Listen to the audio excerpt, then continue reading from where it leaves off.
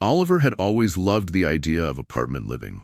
Close to everything, more affordable than a house, and the freedom to not worry about lawn care or maintenance. When he and his girlfriend, Rachel, moved into their new apartment on the second floor, they were both excited. It was a fresh start, a chance to get comfortable in a new space. But that excitement quickly turned into frustration. It started small. At first, they chalked up the occasional noises coming from the third floor. Just some normal walking, perhaps a few dropped items. But as the days went by, the noises escalated. It wasn't just regular footsteps. It was loud, purposeful stomping. Every evening, like clockwork, the noise would start.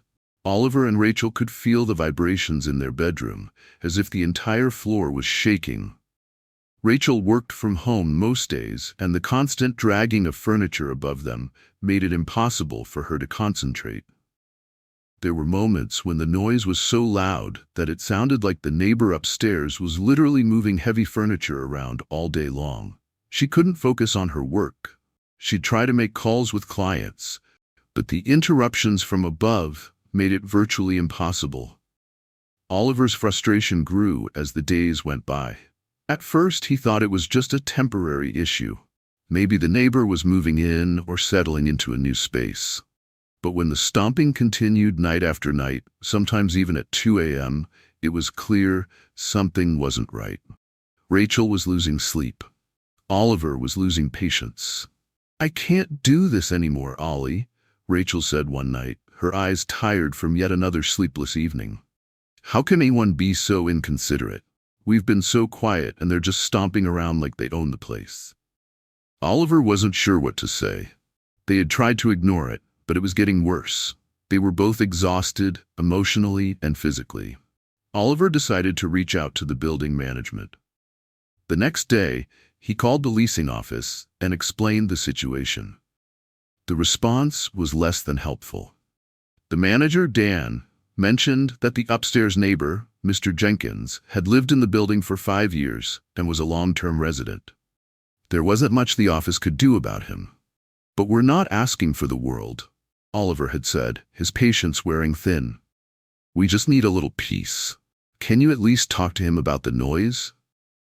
Dan, however, sounded dismissive. "Well, it's hard to prove noise complaints. If it's something ongoing, you'll have to document it or call security when it happens." Oliver wasn't satisfied with that answer. It was clear the building was on Mr. Jenkins's side. He had been there the longest and was a reliable tenant. The system felt rigged, and Oliver realized he was at a disadvantage. That night, when the stomping began again, Oliver had enough. The noise was relentless. He glanced over at Rachel, who was curled up, trying to get some rest amidst the chaos. He felt helpless. How could one person be so inconsiderate? But then an idea struck him. Maybe he couldn't stop the noise, but there had to be something he could do. He'd had enough of being the quiet, passive neighbor. As the stomping continued, he quietly grabbed his phone, opened his messaging app, and began typing. "I'm going to make sure this stops, one way or another." He didn't know exactly what he was going to do yet. But Oliver was determined. He wasn't going to just let this continue. Oliver couldn't stand the noise anymore. It had been over a month since they moved in, and the situation with Mr. Jenkins, their upstairs neighbor, had only gotten worse. Every night, at least once every hour, there would be a loud bang or stomp from above that would shake the entire apartment. It wasn't just an inconvenience. It felt like an assault on their peace and quiet. Rachel, already frustrated from working from home in a constant state of distraction, had started sleeping with earplugs just to get through the night. But it didn't work. The noise would still find its way into her dreams, waking her up every hour. She was exhausted, her productivity at work was suffering, and she was getting irritable. Oliver could see the toll it was taking on her. But tonight, something inside him snapped. The exhaustion had reached its peak, and he wasn't going to stand by and let this continue. He was done playing the nice guy. The system was broken, and the building management was no help. He needed to take things into his own hands. Oliver's first idea was to document everything. every noise, every vibration, every minute he and Rachel had been kept awake. He grabbed his phone and started recording. He wanted proof. The stomping began again, around 10:30 p.m., the familiar heavy thud from upstairs echoing through the ceiling. Oliver pressed record. There was no way the building could ignore this now that he had evidence. He recorded for about 15 minutes, capturing the constant interruptions and the heavy dragging of furniture. Afterward, Oliver sent the footage to Rachel. She watched it, nodding in agreement. They needed more than words. They needed undeniable proof. "This is it," Rachel said, looking up from the phone. "Now we can't be ignored." Oliver felt a surge of adrenaline. He was moving forward with his plan. He didn't just want to get Mr. Jenkins to stop the noise. He wanted to make sure he was held accountable. They weren't going to just suffer silently anymore. The next day, Oliver went down to the leasing office again. He wasn't going to wait around for them to solve the problem. He had proof, and now he was ready to demand action. "Hi, Dan," Oliver greeted the manager, trying to keep his cool. "We need to talk about the noise from the apartment upstairs. This has gone on for long enough." Dan looked up from his desk, clearly tired of the complaint, but this time, Oliver wasn't backing down. He put the phone down on the desk and showed the recording. "Here's what's been happening every single night. It's not just a little noise. It's disruptive, and it's making it impossible for us to live here peacefully." Dan's eyes flickered to the phone, then back at Oliver, a hesitant expression crossing his face. "Look, I'm sorry about the situation," Dan said, "but we have no formal way of resolving this without evidence from security, and we've already talked to Mr. Jenkins." No. This is the evidence. It's all right here," Oliver insisted, tapping the screen. "You can't just dismiss this anymore. This is your problem now, and I'm not going to leave until you do something about it." Dan shifted in his chair. All right. I'll make a note of this. But you have to understand, Mr. Jenkins has been a long-term resident. He's a good tenant. We don't want to escalate things without more, but we'll look into it." Oliver didn't trust his words. The idea that Mr. Jenkins, a man who had been literally stomping around without care for others, was considered a good tenant seemed ridiculous. But at least the ball was rolling. Back at home, Oliver felt a mix of relief and frustration. He had made the first move. The next step was getting results. But what would happen next? Would Mr. Jenkins take it seriously, or would he continue making their lives miserable? He knew the building management wasn't going to help unless he forced their hand. The next day, when the stomping began again at midnight, Oliver wasn't going to let it slide. He called security. He had already gotten an answer from management, but he wasn't going to wait for them to act on their own terms. He was determined to force the issue. The ringing phone at the leasing office felt like a ticking time bomb, but Oliver's resolve was growing. He was going to make Mr. Jenkins listen. And if that didn't work, well, he had other ideas for getting the peace they deserved. He wouldn't stop until they did. The days that followed were a blur of frustration and waiting. Oliver had called security multiple times, but each time they had failed to show up. 3 times they had promised to send someone to witness the noise, but they had never followed through. It was becoming clear that the management didn't really care, and Oliver wasn't sure how much longer he could keep his cool. Rachel, ever the voice of reason, had tried to keep things in perspective. "I know it's frustrating, Ollie," she said one evening, after yet another sleepless night, "but we're moving soon. We're on the top floor in the new place. We won't have to deal with this anymore. Let's just finish packing and move on." But Oliver was done being patient. The way the building management had ignored their complaints, the way they'd protected Mr. Jenkins just because he'd been there for years. It all rubbed him the wrong way. It was more than just about getting out of there. He wanted to make sure Mr. Jenkins knew that his behavior had consequences. Oliver stared at his phone late one evening, the familiar sound of stomping shaking the walls once again. This time, he was prepared. He wasn't just going to sit and wait. This was the last straw. The stomping above them was louder than ever. It was as though Mr. Jenkins had made a point to push his furniture around deliberately, trying to cause as much noise as possible. Oliver's blood began to boil. Without thinking much further, he got up, grabbed his keys, and went outside. He was done with the calls and emails, and he was going to confront Mr. Jenkins directly. He couldn't let this man continue without facing the consequences. Oliver's footsteps echoed as he made his way to the third floor. As he reached Mr. Jenkins' door, his heart raced. He hadn't planned out what he was going to say. He just knew he couldn't let another night go by without confronting the man who was ruining his life. He knocked sharply. No answer. He knocked again, louder this time. After a moment, the door creaked open. Mr. Jenkins, the heavy-set, grumpy-looking man, appeared in the doorway, wearing an old robe and looking thoroughly annoyed. "Yeah?"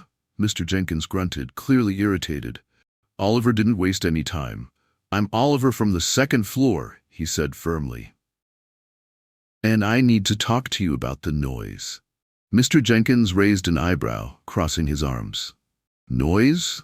he said dismissively. "I don't know what you're talking about." Oliver's frustration boiled over. "You know exactly what I'm talking about. You've been stomping around every night, shaking the whole building. You've been doing this for weeks, and I've had enough." Mr. Jenkins snorted. "You kids are always complaining. There's no noise. Maybe you're just too sensitive. I've been living here for 5 years, and no one's ever said anything." "Yeah, because no one's ever stood up to you," Oliver shot back, his voice rising with anger. "Well, I'm standing up to you now." There was a tense silence as the two men stared at each other. Mr. Jenkins smirked, clearly amused by Oliver's outburst. "Listen, kid," Mr. Jenkins finally said, "I don't know what you think you're going to do, but you'd better get used to it. I'm not changing. If the building has a problem, they can come talk to me."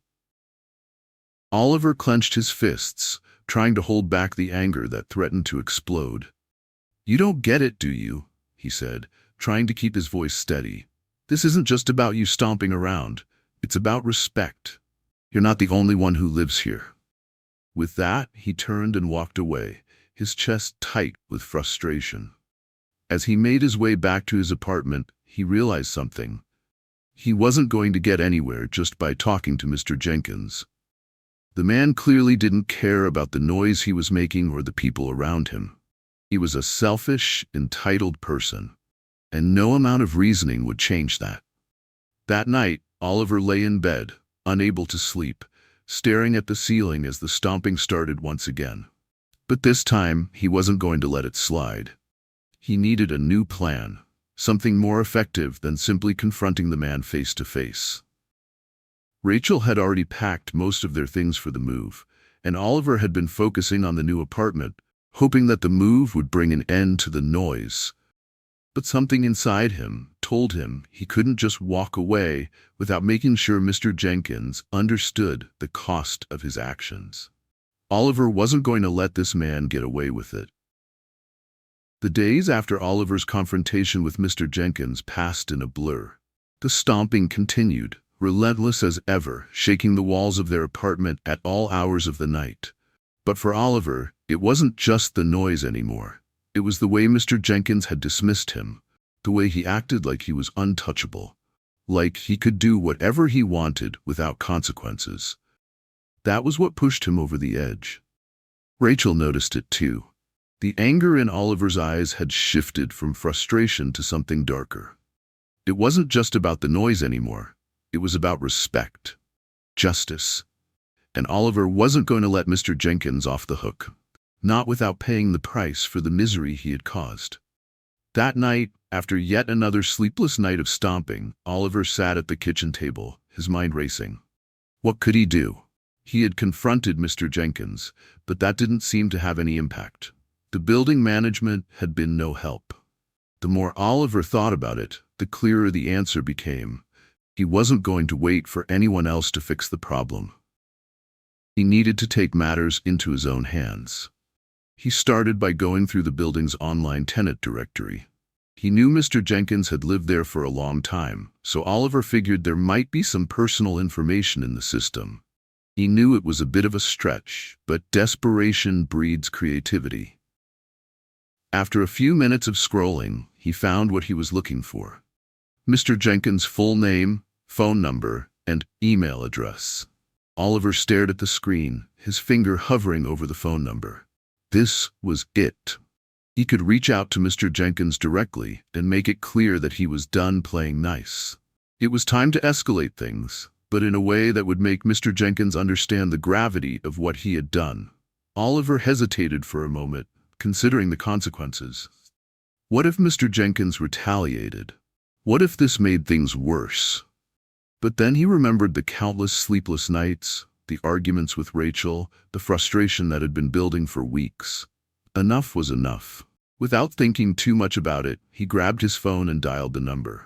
The phone rang for a few seconds before Mr. Jenkins picked up. "What is it now?" Mr. Jenkins said, his voice dripping with annoyance. Oliver took a deep breath, steadying himself.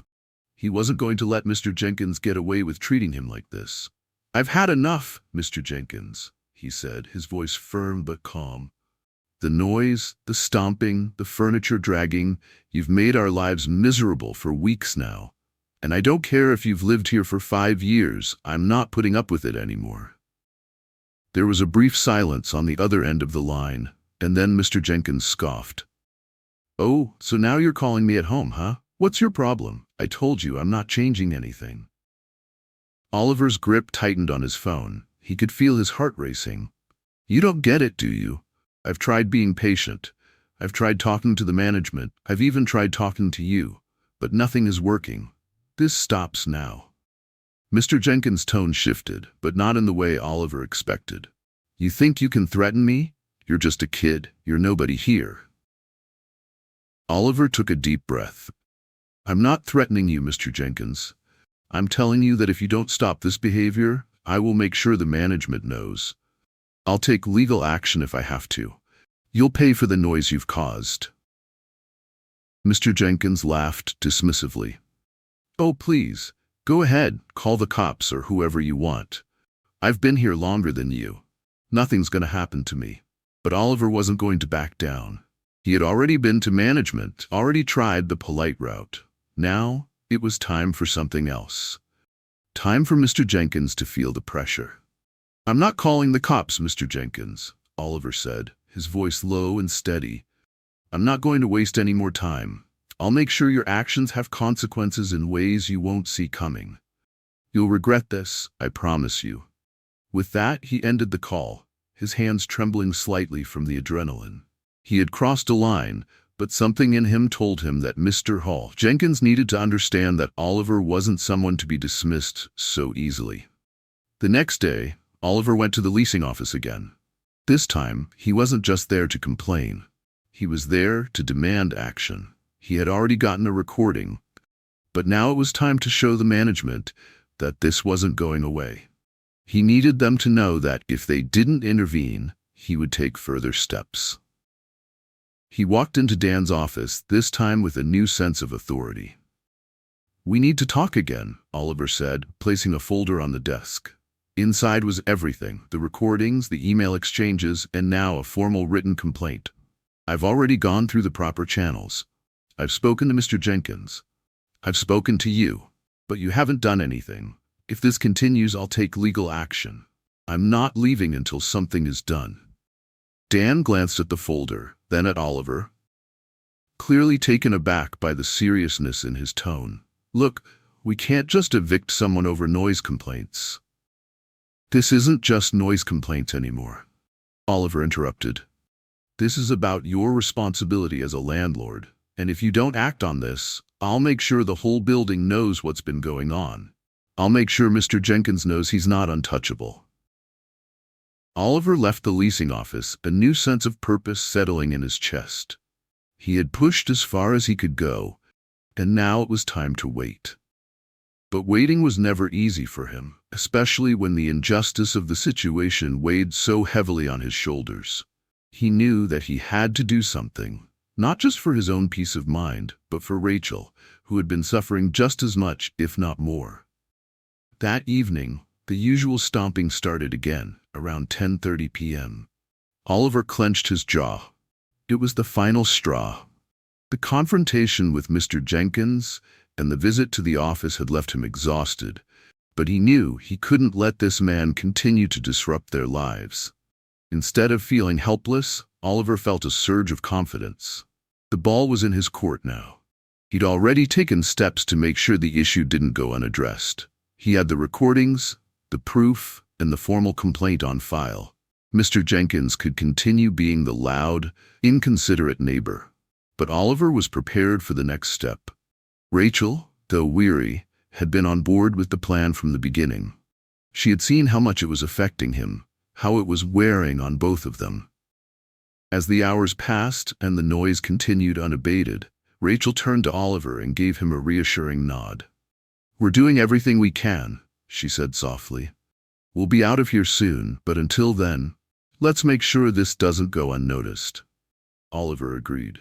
He wasn't going to walk away from this until he knew that Mr. Jenkins had truly felt the weight of his actions. 2 days later, Oliver received a call from the leasing office. It was Dan, the building manager. "Oliver, I've got an update for you," Dan said, his voice tight. "We've looked into the complaints you've made, and after a review, we've decided to take action. Mr. Jenkins has been warned, and if the noise continues, we'll start the process of terminating his lease." Oliver's heart skipped a beat. Finally, "Thank you," Oliver said, keeping his voice calm despite the relief flooding him. "I appreciate you taking this seriously." "Of course," Dan replied, "and I'll be in touch if anything else comes up." Oliver hung up the phone, his shoulders finally loosening. He had won. After all the sleepless nights, the phone calls, and the frustration, he and Rachel were finally going to get the peace they deserved. But it didn't feel like a total victory. Not yet. He needed to know that Mr. Jenkins was truly being held accountable. The next day, as Oliver and Rachel were packing the last of their things, there was a knock at their door. It was Mr. Jenkins. He looked as grumpy and disheveled as always, but now there was something different in his eyes. He wasn't as confident, not as dismissive. Oliver could see it. "What do you want?" Oliver asked, his tone guarded. Mr. Jenkins hesitated for a moment before speaking. "I heard about the complaints," he muttered, clearly unhappy. "The building's threatening to kick me out. I didn't think it would come to this." Oliver crossed his arms. "Well, maybe you should have thought about that before you kept everyone up at night for weeks." Mr. Jenkins scowled but said nothing. "You had every opportunity to make this right," Oliver continued, "but instead you chose to ignore it. And now, I don't care what happens to you, but I do care about making sure you never do this to anyone else again." Mr. Jenkins looked away, clearly uncomfortable. "I don't need a lecture," he muttered. "I get it." Oliver didn't respond, just walked back into the apartment and shut the door behind him. As the finality of the situation set in, he felt a sense of closure. It wasn't about revenge or making Mr. Jenkins suffer. It was about standing up for what was right and ensuring that his peace was respected. Oliver had taken control of a situation that had seemed out of his hands, and now it was finally over. That evening, when the stomping began once again, there was a strange calm in the air. The noise still rang out from above, but it was different this time. It didn't feel like a personal attack anymore. The apartment was quieter now, and as Oliver sat down to finish the last of his packing, he realized that sometimes standing up for yourself didn't mean getting back at someone. It meant doing what you had to do to restore your peace. They were moving in 2 days, and when they left, it would be to a new home, on the top floor, far away from the chaos that had once been their reality. The next chapter was already waiting for them, and this time, they were taking control of their own peace. See you in the next story.